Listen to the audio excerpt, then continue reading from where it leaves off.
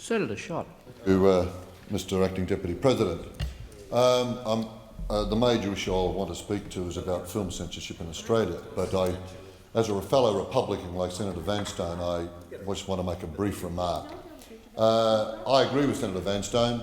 The constitutional arrangements are for Australia to decide, nobody else. But I also have to say, as I said last night in the adjournment, giving an hour's recognition and sympathy to the passing of the Queen Mother, I would much rather that being recognising the contribution of Ruth Cracknell to Australian society. The Queen Mother lived 100 years. She had a great long life, but it also should be should also recognise that at times in the past, when she was the Queen of England, the Queen of the United Kingdom, Queen of Australia, her husband was the King, in the late 30s, she openly supported the policies of Neville Chamberlain about appeasement to Germany. He opposed and was very reluctant to appoint Winston Churchill on May the 10th or the 13th as the new Prime Minister because of the role he had played, one, in supporting Edward VIII in wanting to marry Wallis Simpson, and two, in opposing the policies of the Tory establishment in appeasing Hitler. So there are balances in all of that. I have to say I don't know how long it is since the Queen Mother visited Australia, but it was many decades ago for it. But I do agree with Senator Vanstone. Us Republicans have to change the constitution in Australia, and the role of the monarchy only should be seen as citizens of another country. But the real issue I want to raise today, which I think is much more important, is on the issue of film censorship in this country and the ludicrous situation that has evolved as a result of decisions taken by the Attorney-General and the arrangements this government has made to amend legislation in recent years over film and literature classification in this country. And this deals, of course, with the controversy about the banning, and I trust my French pronunciation is excused by Hansard, but Baise-moi. As I understand it, that translates into English as "fuck me." Now, I don't know whether the French designed this movie as using that title to attract notoriety, and that's not the issue. But the real issue about this movie is how the government used the classification system, used the system to get this movie banned. First of all, the movie Point of order, Senator Schacht. Senator McGauran. I'd like to impose a little bit of censorship on Senator Schacht at this moment and just get your ruling on the translation of the French that Senator Schacht just gave the chamber, whether it was in or out of order.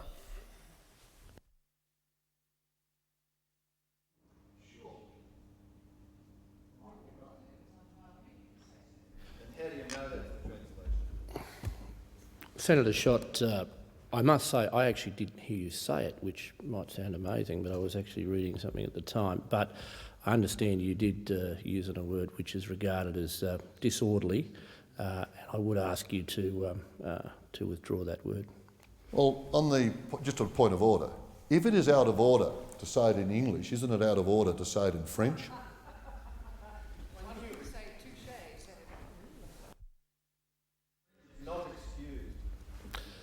Senator Schacht, as I understand, the translation of the French words that you used may be translated in other ways as well as in the way that you put it. But I still ask you to withdraw the word that you used. Well, Mr Chairman, this is not the real issue, but on your point of order, it's been openly described in the newspapers of Australia and in the media that this is the French translation. It's been openly used and the word has been used in the media. I don't want to make a point of this, I've just said this is the translation, and I'm actually pointing out it might have been used by the French producers to actually create some notoriety, but that's not the issue. I would ask you to say, if I said that the translation is now F.me, is that in order?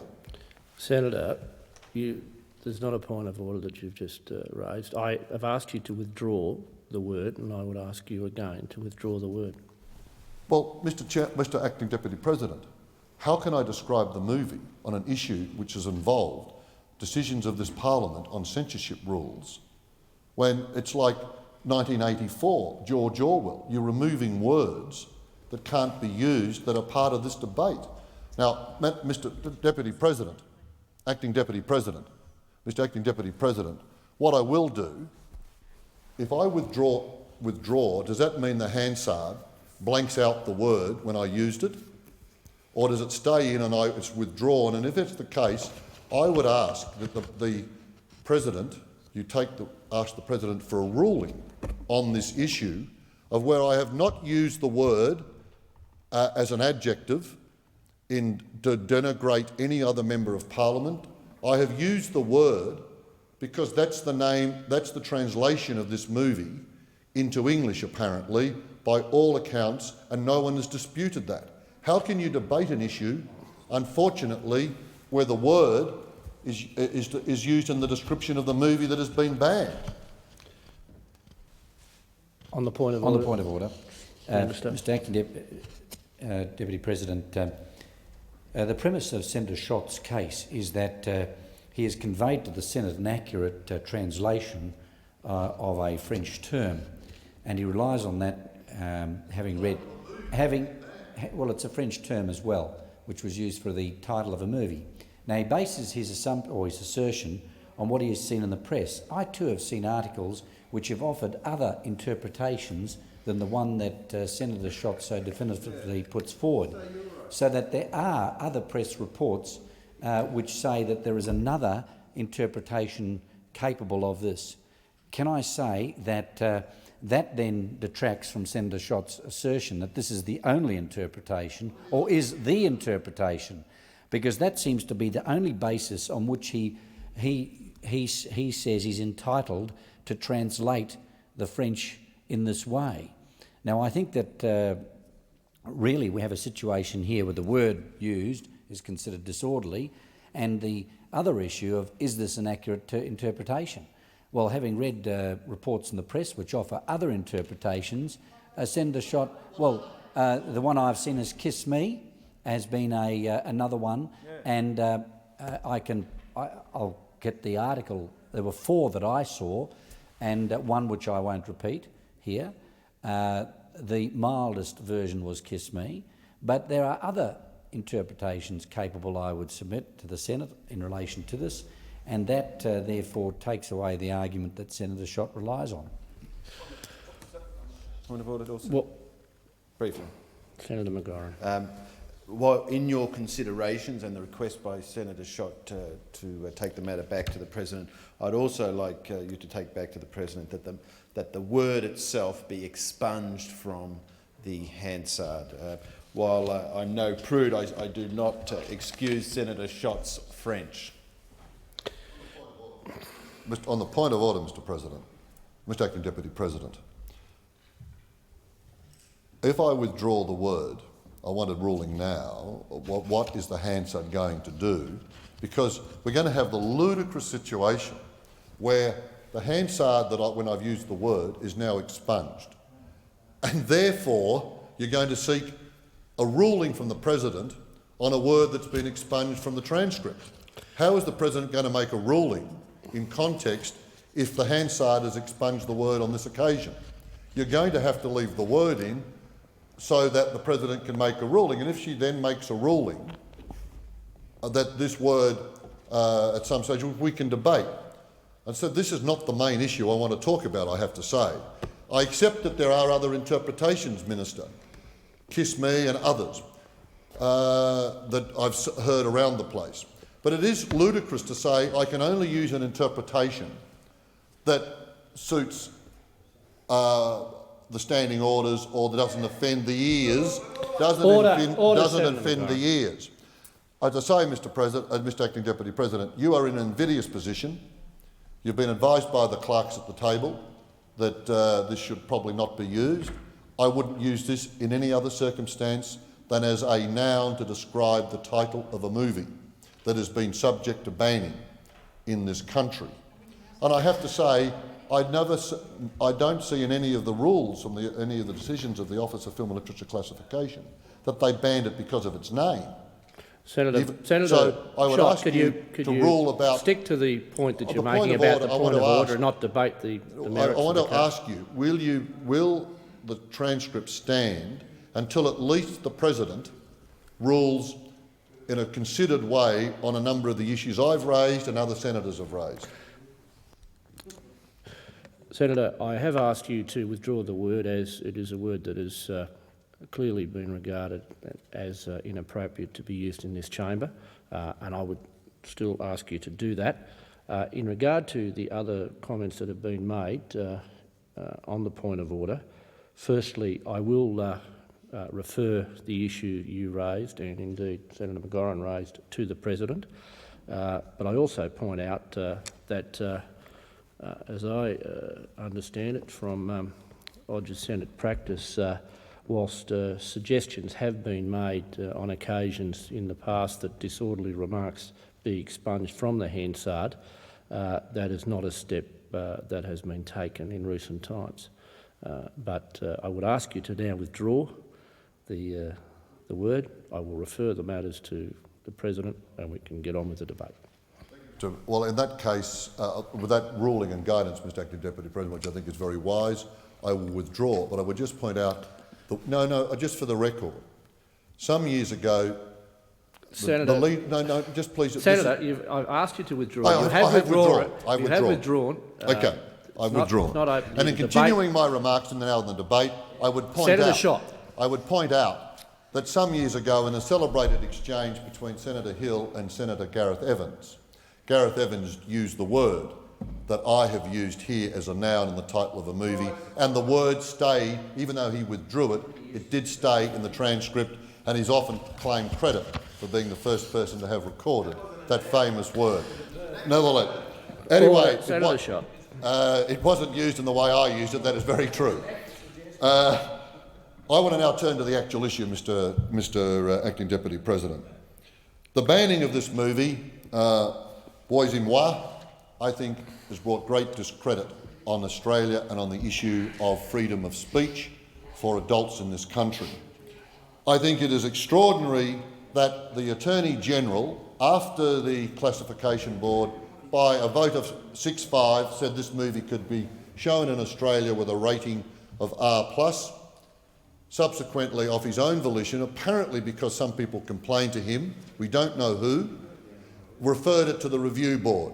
The Review Board, after several weeks of the movie being shown in Australia, where something like 50,000 Australians apparently saw the movie, decided by a vote of 4-0 unanimously to refuse the film any classification at all. The Review Board, of course, took an interpretation of that it couldn't be given classification because though consenting explicit sex can be shown as an X classification, any connection to violence, they said, would, even in the context of the movie, meant that it had to be banned.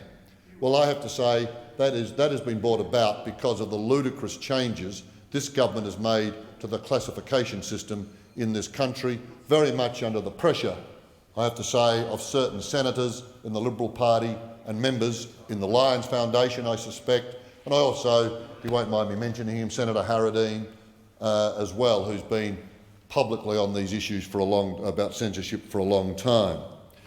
But I do raise the issue of who were the people who took the decision to ban the movie.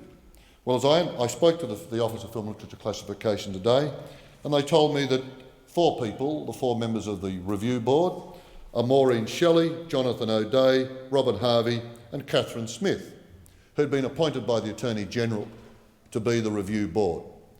Those 4 people decided what all other adults in Australia can see or not see. I find that ridiculous. I also find it interesting that how did those people get appointed to the Review Board?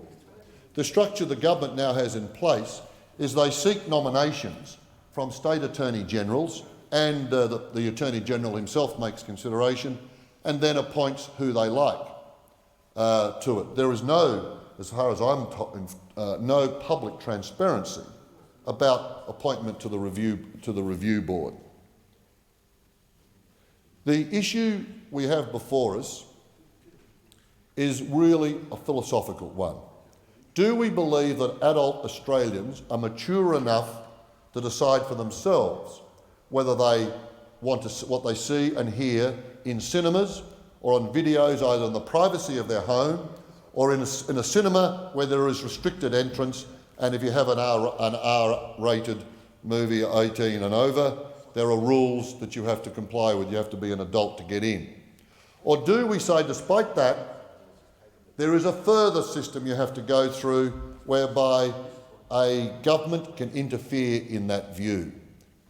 Now, what I find interesting, out of the 50,000 apparently Australians who went to see this movie before it was banned, when they were interviewed by the media coming out of the movie, many of them were asked what they thought of it.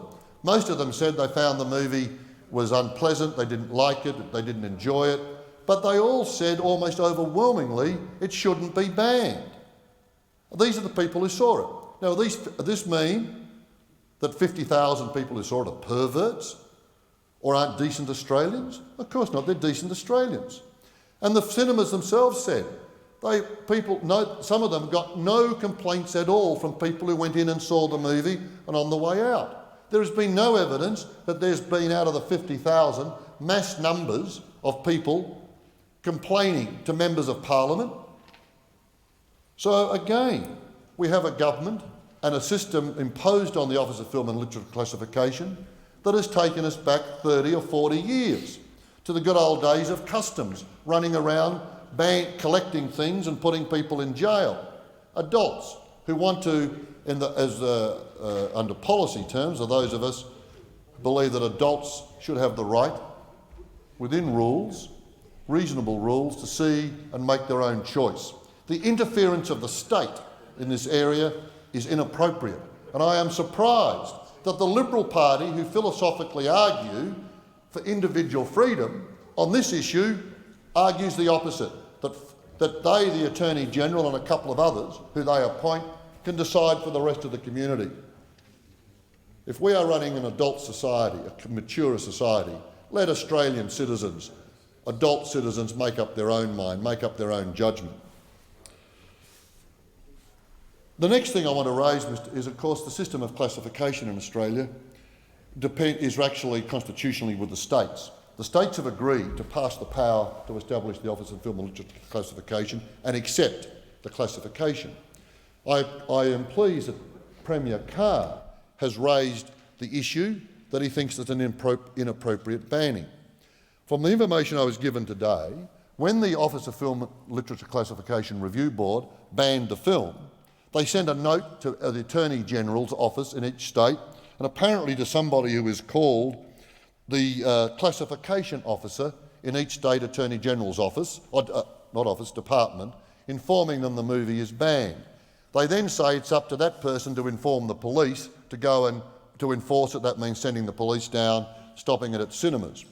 As a number of people have said in the media, they wish the police would be going down into suburbs, stopping people from being burgled or having themselves threatened for violence and so on, rather than wasting their time going down telling people at cinemas, cinema owners, you've got to stop showing this movie. It is true that states have this power. I call on state premiers, all of them now Labor, to carry out the policy of the Labor Party that's been our policy for 35 to 40 years, established by our national conference, that adults have the right to choose what they see themselves within reasonable guidelines. This at the moment is not a reasonable guideline, what this government has done, this interference in what adults can do. And I turn to what may happen in South Australia. In the late 70s, in the 70s in South Australia, we had an international film festival. In 1981, I think it was, the then Liberal Attorney-General, Mr Griffin, didn't like one of the movies to be shown at the festival, where you had to pay a subscription fee to get in, join the festival. He didn't like it, so despite it being classified and approved by the national body, he banned it. As a result, the film festival collapsed. The people running the board, running the program, said it's impossible to run an international film festival when an Attorney-General chooses for whatever his personal view is, to ban a movie. That was the end of the Adelaide International Film Festival that had been running successfully, I think, for 30-odd years. Mike Rann, in the policy speech for the Labor Party earlier this year, announced that if elected, he would re-establish a quality Adelaide International Film Festival to be an adjunct to the Adelaide Festival of Arts. But what he is now faced with, when the artistic director who may be appointed, if he actually chose this movie, Baise-moi, to show, he could have it banned. I can tell you, you will never have international film directors or producers or exhibitors putting their movies up to an international film festival anywhere in the world when the government or an Attorney General can decide because of political pressure to ban a movie. They're not going to be in it. And of course in South Australia we have even the more bizarre position of a particular federal Liberal member, Ms Draper, who is the member for Macon. She actually conducted a demonstration outside the movie house in Adelaide that showed this movie. Well, that's all right, that's free speech. But what I have to say to my colleague Mike Rann and the new Labor government, and I absolutely support creation of a new Adelaide Film Festival, is that if Trish Draper doesn't like the movie, she will go to the Attorney General here and ask it to be reviewed and knocked off. Trish Draper de facto will become the artistic director of the Adelaide Film Festival. What a bizarre situation. Well, whatever merit Trish Draper has, I don't think being a film critic is one of them, or understanding film in any way. She is obsessed about other things. She can win a marginal seat, that may be her good luck, but she let her win a marginal seat, but that's no qualification to be the artistic film director for an international film festival. And I have to say to you, Senator Boswell, I have to say, before you get too cheeky about this, remember, large numbers of your supporters in rural Australia are subscribers to erotic movies, X-rated movies. Order. Just remember. Order. Just remember. Order, Senator Schacht, order. Senator McGauran, firstly, Senator Schacht, you should direct your remarks through the chair, and Senator Boswell, you should not be interjecting out of your seat. Senator Schacht. Well, thank you, Mr. Acting Deputy President. I say that quite clearly. The evidence is overwhelming. People in rural Australia are major subscribers to non-violent, erotic, X-rated movies. That's their choice. I have no argument about it. And there's no evidence that they're degenerate, other than probably voting for the National Party. There's no evidence that in their life that they are degenerate, other than good citizens. But if you take some National Party members, they want it banned. And Trish Draper, Miss Draper, member for Macon, the honourable member for Macon, is one of those. She actually tried to get the movie Lolita banned. Well, what an extraordinary performance. She actually said, I haven't seen it, but ban it. Then someone said, have you actually read Vladimir Nabokov's book? Oh, no, I haven't actually. She said, then a few weeks later, she said, I've started to read it. I reckon she would have got to page 2 and given up because she would have found it's not a dirty book. It's a psychological book. She wouldn't have understood the psychology of order, Senator McGauran. That is a reflection on a member of the other House. Insinuation, of course, was salacious against Mrs. Draper, that she would not continue reading because it simply wouldn't interest her in that particular area. An obvious reflection, an underlying reflection. I ask you to him withdraw. Senator Schacht, I would ask you to withdraw. Of course, I withdraw. I don't want to reflect on anyway on Miss Draper being salacious or being intrigued by salacious material. But I withdraw. Madam, Mr. Deputy President, Acting Deputy President, the issue here is, and this is an issue for Parliament, and I have to say I want it to be an issue for the Labor Party, with 8 territory and state premiers and the leadership of the Labor Party here. This is an issue the Labor Party stated its position on 30 years ago. We should not change it. We should always say your time adults have the right to your time has expired, Senator Schacht.